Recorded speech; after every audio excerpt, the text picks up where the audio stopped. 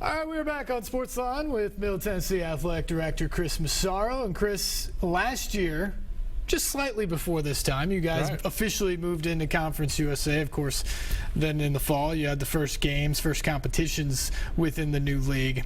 Can you sit back now and sort of appreciate that entire transition, and how do you say it went a year later? I thought it went great. Yeah, I can appreciate it. Our student athletes and coaches did a fantastic job because we really went in there and competed.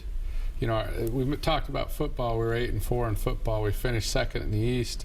Both our men's and women's basketball programs won the regular season. Yeah, and the women won the tournament. So we went in there in the real high profile sports. We did better than anyone else. Then you throw in baseball, we're a 4 seed in a very good baseball conference in the conference tournament. So the sports that we're ticketed for, that we actually sell tickets, we did fantastic.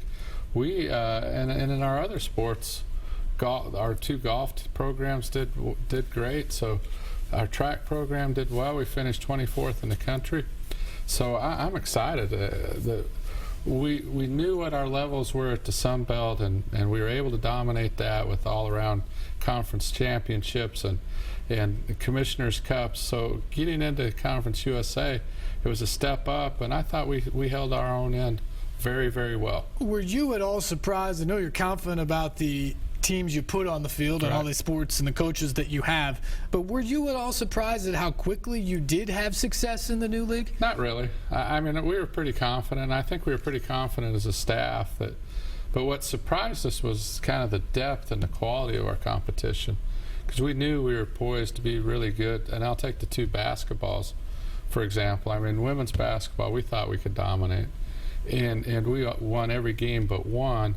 But, man, we had to work. And every team had a fantastic player on their roster. And then the men's side, it was so deep. I mean, there were no nights off.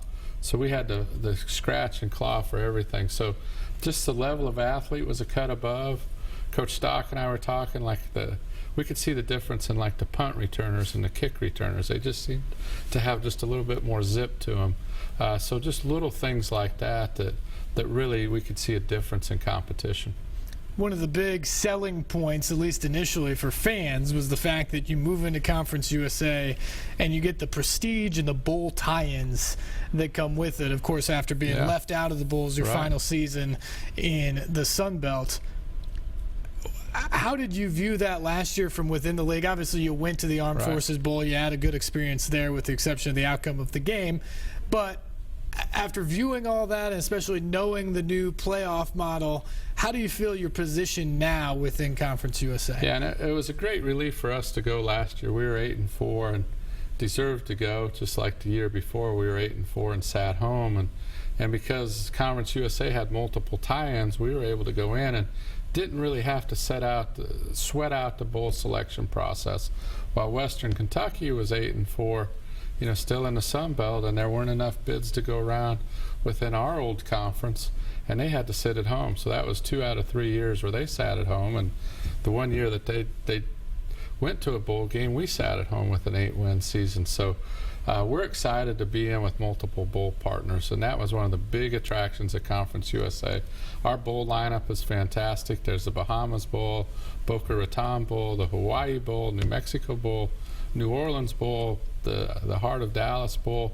So I would challenge any conference to come up with better locations than the ones we have, and our student athletes are excited, our fans are excited. So the bowl tie-ins are just a huge plus in Conference USA. You mentioned Western Kentucky, that whole 100 miles of hate rivalry. How nice is it to have them back within the conference schedule? I can't believe I gave them airtime. That's not like me. I know. So, no, it's great to have them back. We welcome them as the newest member of the conference. I think it's great for us. It's great for Middle Tennessee. It's great for Western Kentucky. And it's great for Conference USA, because we all know that they've got a great athletic program, that our games are fun. Our last 3 or 4 football games have come down to the last play of the game. I mean, it's hard on athletic directors, coaches, and players, but it's great for fans, and so we play them at home. It's our blackout game. It's going to be a fantastic game, and we need our fans to be there and help give us that little extra edge to beat those guys, because they're a tough team to beat. That's always a special game, and it's nice to have a little extra riding on it within the conference. Talk a lot about the postseason eligibility and what Conference USA does for the football side of things. How can we fix basketball, though? Because we had, as you mentioned, a depth of teams at the top last year, really 4 or 5 teams that probably could have made a real argument for the NCAA tournament, and yet a lot of them were sitting home or not even in the NIT in a lot of cases. And I think it was one of those strange years, and that was the real disappointing thing for us, was not to even make the NIT, because we had a team that was NIT worthy. Sure. And what happened within the NIT is that there were so many upsets in the smaller conference tournaments that the team that was the regular season champion got the automatic bid into the NIT, and I think there was 13 of them, and the highest previously was like maybe 10, and so I think we fell victim to that. So I'm hoping that was just an abnormal year, that if we have a run like that 9 times out of 10, we'll at least be in the NIT. We did not do enough in the regular season to warrant an NCAA bid like we had the year before, but our conference schedule gives us a better chance to be an at-large school. We're just playing more top 100s than we did in the Sun Belt. So if we take care of business in our non-conference schedule, we can set ourselves up for an at-large bid by doing well in Conference USA.